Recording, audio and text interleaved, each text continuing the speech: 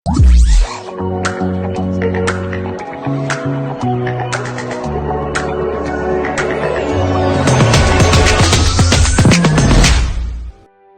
pemirsa, isu reshuffle Kabinet Indonesia Maju Jilid 2 kembali jadi topik hangat perbincangan belakangan ini.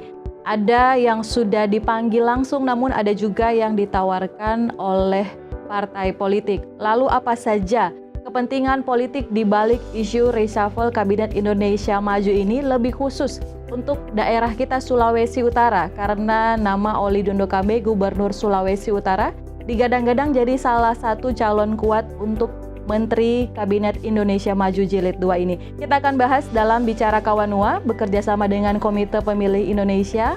Sudah hadir melalui sambungan virtual para narasumber kita kali ini. Yang pertama ada Pak Toar Palilingan, selaku dosen Fakultas Hukum Universitas Samratulangi Manado. Halo Pak Toar. Halo, selamat Bakudapa. Ya, selamat Bakudapa. Berikutnya ada Pak Daniel Panda, selaku dosen Ilmu Politik Hukum Universitas Bung Karno. Halo Pak Daniel. Halo, selamat Bakudapa. Dan tentunya ada rekan saya Pak Jerry Sumampo, selaku Koordinator Nasional Komite Pemilih Indonesia. Halo Pak Jerry, selamat Bakudapa. Ya, Tabe Gina, selamat Bakudapa. Salam untuk dua senior, Bung Toar dan Bung Daniel. Selamat Bakudapa juga ini, selamanya ya. Bakudapa kan? Ya. Walaupun cuma Bakudapa lewat layar kaca ya kali ini. Iya. Iya. Oke. Nah, kita langsung saja. Saya ingin ke Pak Jerry Sumampo melihat isu yang bergulir ya belakangan ini mengenai Kabinet Indonesia Maju. Begitu banyak kepentingan politik, bahkan dikait-kaitkan dengan kepentingan untuk pilkada nanti atau pilpres nanti di tahun 2024. Tanggapannya Pak Jer? Iya, saya kira reshuffle kabinet ini adalah yang kedua ya, atau kalau periode Jokowi selama 2 periode ini yang ke-6 ya. Ya. Jadi memang di masa Jokowi ini reshuffle kabinet ini jadi sesuatu yang seolah-olah biasa ya, tidak istimewa, sebagaimana mungkin pengalaman presiden-presiden sebelumnya ya. Nah tapi ya tetap saja kalau reshuffle kabinet itu yang menimbulkan ya gonjang-ganjing politik lah ya. Nah tapi paling tidak menurut saya ya Gina, ada 3 hal yang membuat atau yang bisa mempengaruhi reshuffle kali ini ya. Nanti mungkin di sini Bung Toar dan Bung Daniel Panda juga bisa melihat apa kepentingan daerah ya, khusus Sulawesi Utara dalam konteks reshuffle kabinet kali ini. Nah, bagi saya yang pertama, ini kan reshuffle ada yang secara administratif harus dipenuhi ya. Ada keputusan DPR atau kesepakatan DPR untuk penggabungan 2 kementerian, Kementerian Riset dan Kementerian Pendidikan dan Kebudayaan. Kementerian Riset itu dilikuidasi dan kemudian akan digabung di Kementerian Pendidikan. Lalu ada kementerian baru yang akan menjadi leading sektor dari Undang-Undang Cipta Kerja yang sudah disebut-sebut itu adalah Kementerian Investasi. Jadi ada kebutuhan administratif untuk menyesuaikan dengan apa yang sudah menjadi rencana katakanlah rencana presiden ya. Nah, yang kedua, biasanya momentum reshuffle itu juga digunakan presiden untuk melakukan evaluasi kinerja terhadap para menteri. Nah, kalau kita lihat pengalaman reshuffle sebelumnya, tidak pernah dia hanya sesuai dengan yang semestinya di reshuffle ya. Misalnya jilid pertama periode kedua Jokowi itu kan melakukan reshuffle karena ada beberapa menteri yang paling tidak 2 menteri yang terlibat korupsi ya, tapi kemudian tetap mengevaluasi beberapa kementerian lain sehingga mengganti menterinya. Salah satu yang masuk itu kan Sandiaga Uno ya. Beberapa waktu lalu dia baru datang ke Likupang kan. Nah itu kan masuk baru setelah karena ada reshuffle 2 menteri yang tertangkap KPK kan.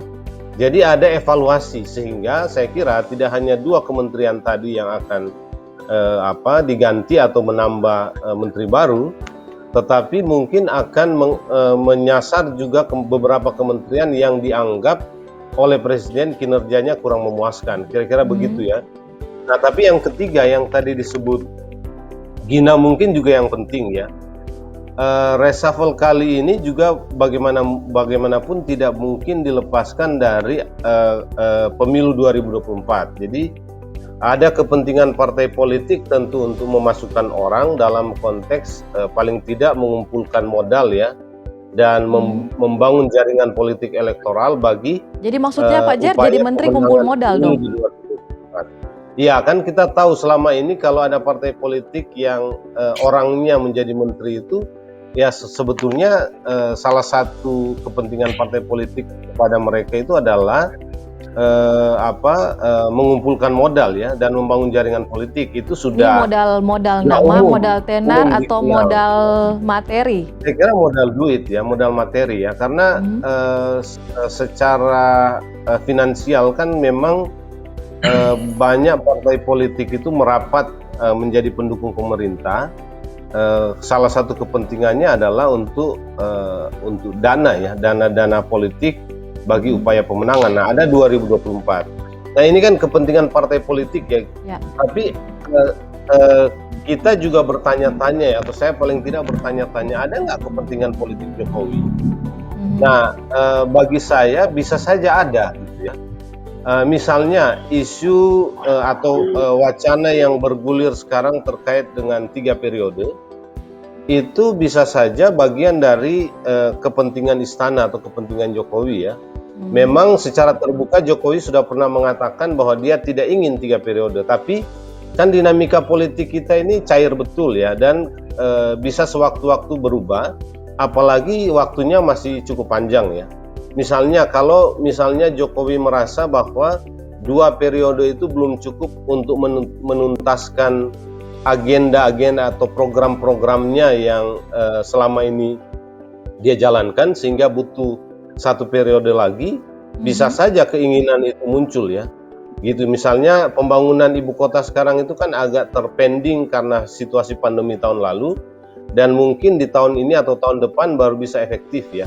Nah, kalau dia tidak cukup waktu diselesaikan dalam periode Jokowi yang pertama ini, bisa saja muncul keinginan Presiden untuk melakukannya 2 periode, menambah lagi 1 periode. Nah, ini dinamikanya menurut saya ya Gina ya, dan dalam konteks ini memang Jokowi butuh dukungan politik ya. Kalau kita lihat kasakusuk yang sekarang berlangsung, kemungkinan besar dalam reshuffle kali ini juga akan ada partai-partai di luar koalisi yang akan diakomodir ya. Kita bisa lihat beberapa yang sudah datang ke istana dan sudah disebut-sebut, paling tidak yang disebut itu adalah PAN ya. PAN itu kan bukan bagian dari koalisi pendukung pemerintah. Nah, sekarang dia disebut-sebut akan masuk kabinet ya. Jadi ada kebutuhan untuk dukungan politik lebih kuat di parlemen kalau kemungkinan yang sebetulnya kita nggak, kalau saya sendiri tidak setuju ya, tapi kemungkinan ke arah itu menurut saya ada saja ya, kalau Jokowi ingin 3 periode ya, butuh dukungan politik kuat. Nah, ya, walaupun sudah bikin statement resmi ya, Pak Jokowi sendiri menolak tentang itu. Saya ingin ke Pak Toar ya. Pak Toar, apa yang dikemukakan oleh Pak Jari tadi bagaimana? Apakah setuju atau seperti apa? Saya pikir kalau dari 2 pendekatan, tentu pertama secara objektif aja berangkat dari reshuffle itu bagian dari hak prerogatif Presiden.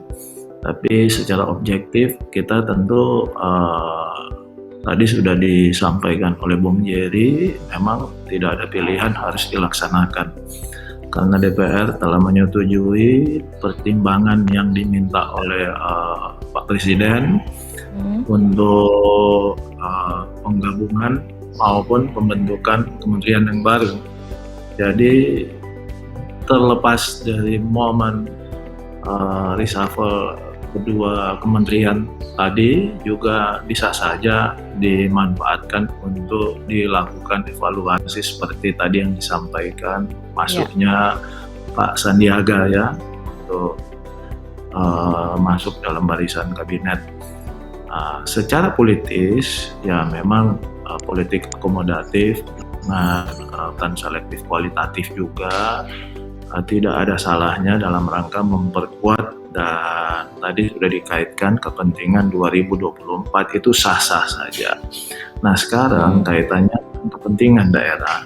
Saya pikir di bawah kepemimpinan Gubernur Sulawesi Utara yang dikenal juga memiliki kemampuan lobby yang luar biasa, dengan adanya peningkatan status kelembagaan dari badan ke tingkatan kementerian, tentu harapan Presiden dalam rangka meningkatkan investasi sekaligus menciptakan lapangan pekerjaan sebagaimana target pemerintah lewat instrumen hukum yang sudah dikeluarkan, yaitu Undang-Undang Ciptaker. Mungkin ini yang perlu dibangun koordinasi, komunikasi ketika nanti hadirnya Kementerian Investasi dengan sasaran tujuan seperti yang sudah disampaikan tadi. Karena kita sudah sangat-sangat siap. Dan pada 2019 Presiden telah mencanangkan untuk 2 kawasan ekonomi khusus, baik yang berbasis industri pengolahan di Bitung maupun yang berbasis pariwisata. Dan kendala pada saat proses di mana sedang gencar-gencarnya gubernur serta wakil gubernur untuk memperjuangkan semuanya itu, memang kita menghadapi situasi pandemi. Tapi sekarang kan berangsur-angsur saya lihat mesin investasi sudah mulai hidup lagi, apalagi dengan adanya peningkatan status kelembagaan. Saya kira untuk kami di daerah Sulawesi Utara sudah sangat siap, baik dengan infrastruktur pendukung maupun regulasi ya lewat peraturan pemerintah terkait dengan penetapan status kawasan ekonomi khusus. Saya pikir ini yang harus dimanfaatkan semaksimal mungkin oleh daerah di bawah kepemimpinan gubernur. Persoalan apakah sosok Pak Gubernur maupun beberapa mantan kepala daerah yang diusung ya itu kembali lagi ke persoalan prerogatif Presiden. Tentu secara SDM kami siap, secara sumber daya alamnya juga ya di balik penetapan kawasan ekonomi khusus daerah Sulawesi Utara sangat-sangat siap untuk menjemput kondisi. Nah ini sangat-sangat menguntungkan. Ya, tapi apakah kira-kira Sulawesi Utara siap begitu ya? Kalau seandainya Pak Oli Dondo Kambe dipanggil untuk menjadi menteri, apakah kita siap untuk ditinggalkan begitu ya? Kita akan bahas setelah yang satu ini, pemirsa tetap bersama kami di Bicara Kawanua.